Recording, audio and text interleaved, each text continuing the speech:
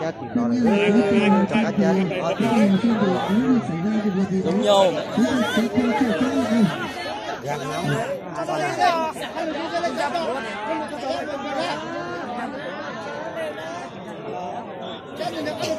Chơi về đó.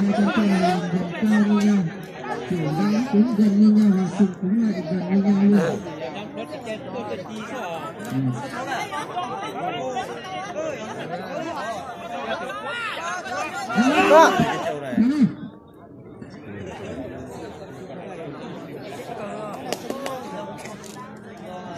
Con kia sừng cũng ác đấy.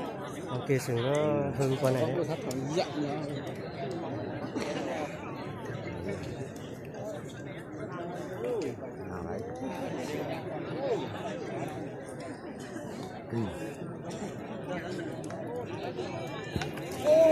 Nhưng mà đánh không chia sẻ được. Đúng rồi. Không chia sẻ được. Nó nhanh hơn. Như kia nó máu tấn công. Trông nó máu lắm. Con chỉ kìa. Cái con ướt nhiều này. Còn nó máu lắm. Sau cận đáy thì sẽ là trao vào vòng 2 ở bảng B. Trao là lưu thủ và cũng trao là lưu đáng đề nghị ông nắng họ phủ chuẩn bị trao gì. Nếu như phút giao thì nếu giao hồ thứ hai thì phải có thì phút tranh thủ phải chuẩn bị nữa tí nữa.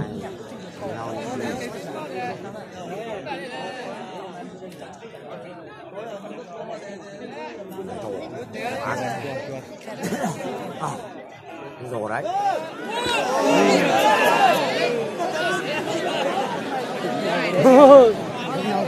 Tốn cung như nhau. Mày tốn cung tao tốn cung mày. Con này thiên là thích chạy tốn cung rồi nhỉ. Sao tôi bị nó à? Tuần tra à? Còn lụt đá bị nó à? Tuần tra còn lụt đá bị nó à? Con nó tuần tra thì lụt bị nó.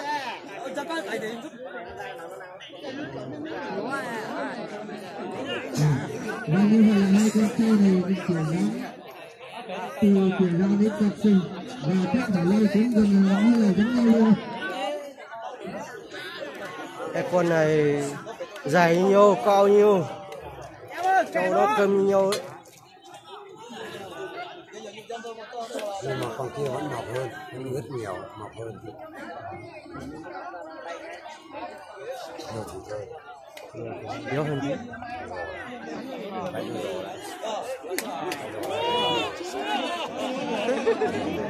Nhưng mà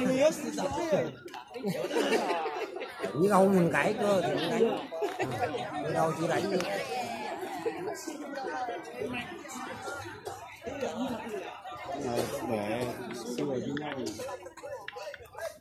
Đấy luôn.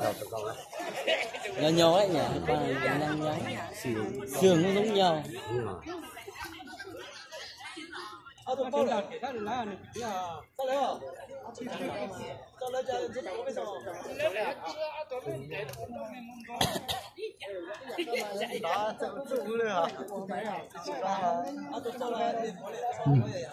Và như vậy nếu một trong hai chơi này thắng thì sẽ vào hàng trăm gặp anh chơi của ông Ngọc.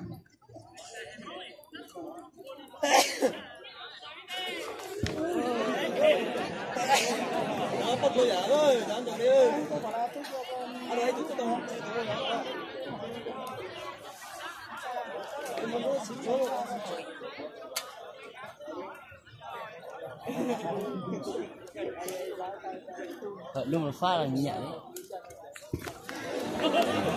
Đấy, đâu mà đánh đấy. Đâu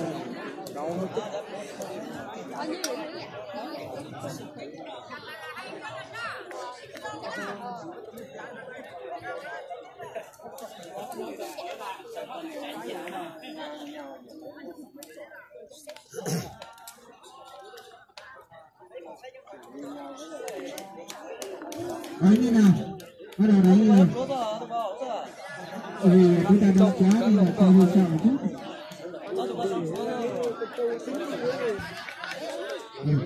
Thế nào hai châu bắt đầu đánh thì châu hơi lần ra thì ra hơn một chút này.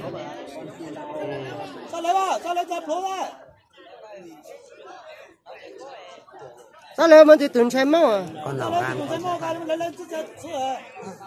gan sẽ thắng con nào gan thì con sẽ thắng lì nó thắng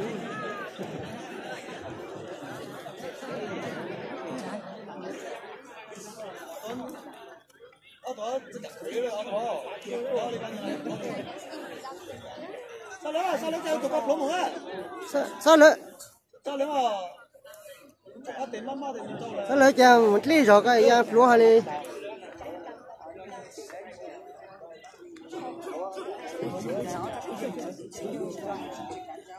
ít tuần che tớ vậy à che mò sao nhiều lúa cái gì rồi chi chả nhiều cái gì chi có nhiều cái gì lúa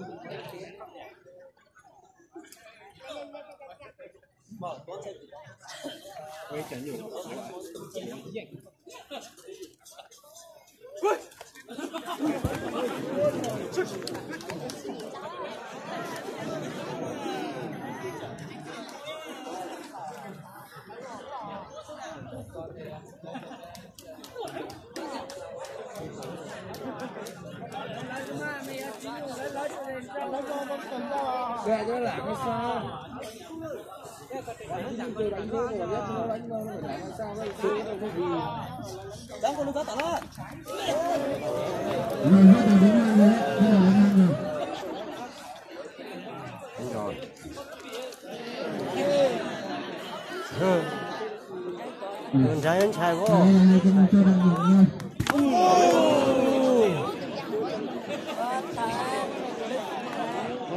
anh trai luôn anh trai luôn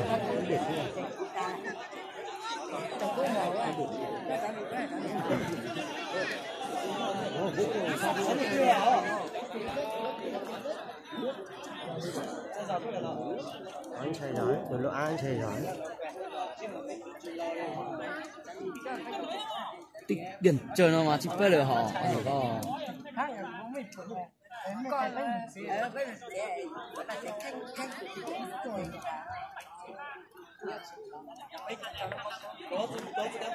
không dám đánh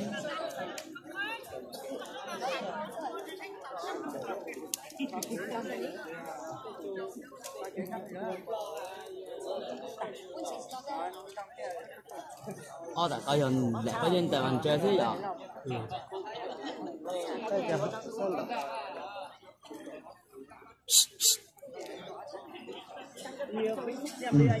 bây giờ đến như chị anh ở cái saiอย่างnày thì sẽ mà lão cái để được cái tài liệu của long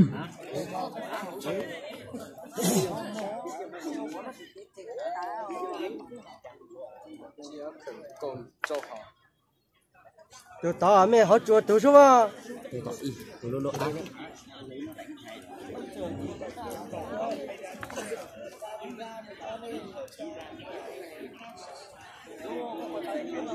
không thua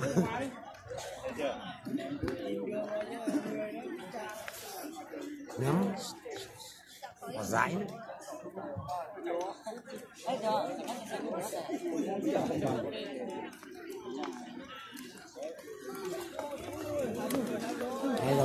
đây rồi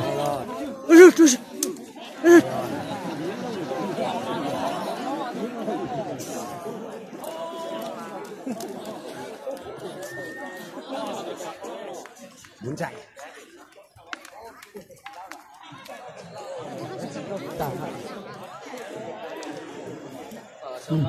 Vì tất cả khán giả không được ném đá vòng chơi nhá. Lưu ý là không được ném đá vào dây nhá.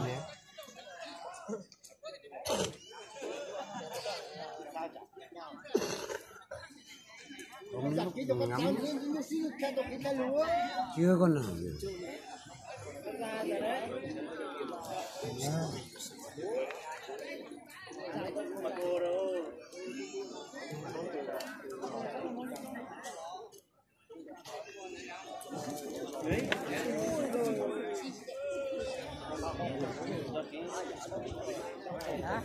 chơi đứt chứ nó không muốn đánh nhau phải nhún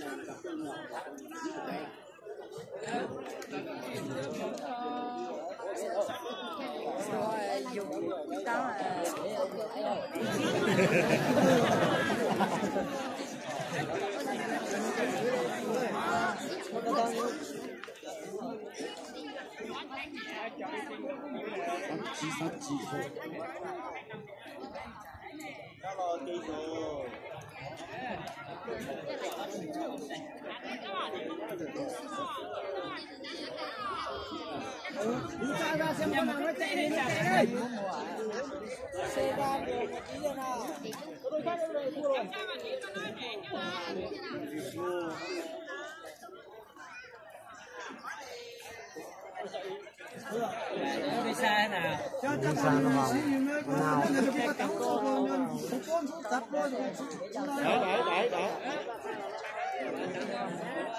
Đi xa nó mới là.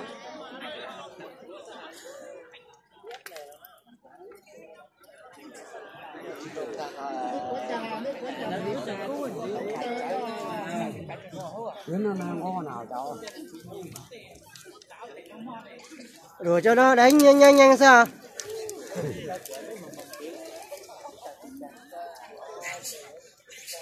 Nhanh Cho nó hết tháng thua thì cho sớm nhanh sớm nữa nè.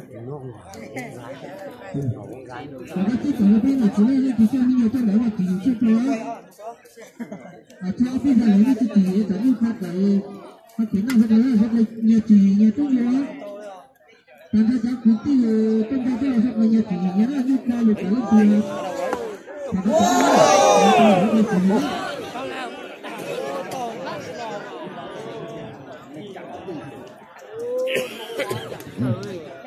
chúng ta sẽ được trong đó để có thể có việc thay đổi xem và chúng ta chưa chủ động bảo đảm an toàn ở bản thân. Nếu như chúng ta không chú ý bảo đảm an toàn, nếu như tàu sẽ ở ga vào người nào thì chúng tôi sẽ không chịu trách nhiệm. Chúng tôi thông báo bao nhiêu lần rồi, nếu như vị khách không chú ý cho bản thân mình thì nếu như có việc gì xảy ra chúng tôi sẽ không chịu trách nhiệm đâu. Ở đây cái việc hết chúng ta tự bảo đảm an toàn cho bản thân mình.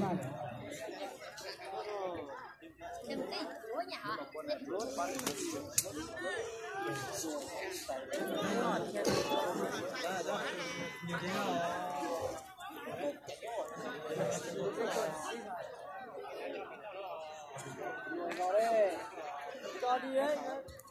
Cần lửa là nó nhảy phát đấy.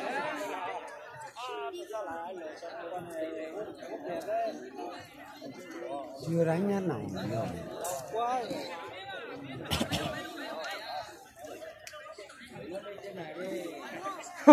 Không ghê để chết.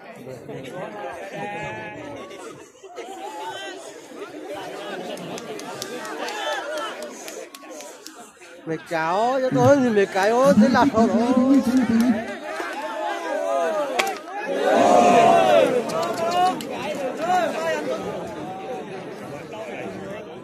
Con này sợ rồi. Con này sợ rồi. Con sợ rồi.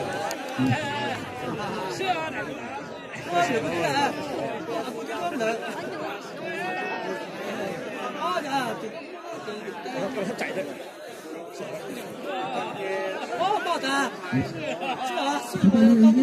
Chạy ơi, chạy ơi.